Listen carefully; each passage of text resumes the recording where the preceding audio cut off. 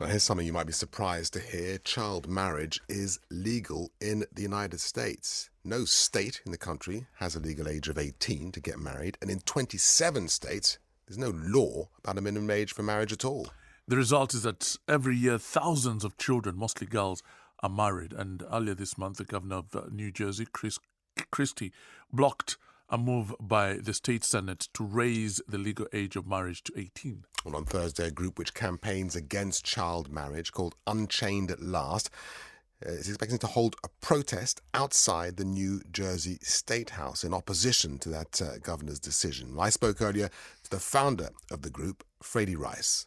So marriage before age 18 is legal in all 50 states, and in 27 states, the law does not specify a minimum age for marriage. What's the argument against raising the age of marriage then? It's not even raising the marriage age. The marriage age already is 18 in New Jersey and in most states, but every state has exceptions that allow children to marry.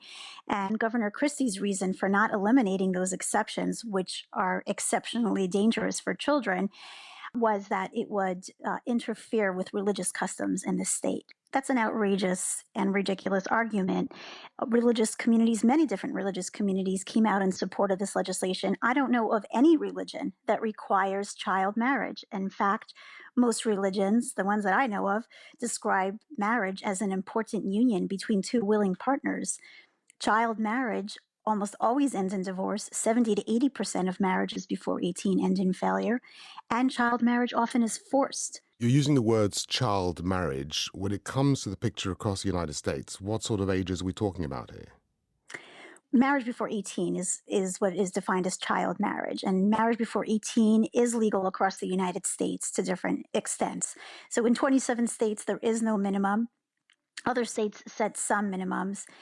And what we have found is Unchained at Last, the nonprofit that I run, did the research and discovered that in just 38 states, because the other 12 states don't even track the data, in just 38 states, in just the decade 2000 to 2010, more than 167,000 children as young as 12 years old were married. Almost all of them girls married to adult men. And when I say as young as 12, I should say at least as young as 12, because in a lot of states, the data that we received had an age group for 14 and younger, for example, or 15 and younger. We don't know how much younger those children were. Maybe they were children even younger than 12 who were married. Are we essentially talking about underage girls marrying adult men? That is almost always the case. There are two really important reasons to end child marriage. One is that often marriage before 18 is forced, and that can easily happen before age 18 when a child just doesn't have the legal rights to be able to protect herself or himself from a forced marriage or to be able to get out of a marriage. But beyond that, even when a marriage is consensual before the age of 18, what research shows, and many studies have been done on this, they show the devastating lifelong impact that marriage has on a girl's life if she's married before the age of 18. Child marriage undermines a girl's health, her education, her economic opportunities. It also increases her risk of experiencing violence. And in fact, the U.S. State Department, in setting its foreign policy, has determined that marriage before age 18 is a human rights abuse. State legislators have somehow not gotten that message, that marriage before 18 is a human rights abuse. Fraidy Reiss, thanks for talking to Newsday.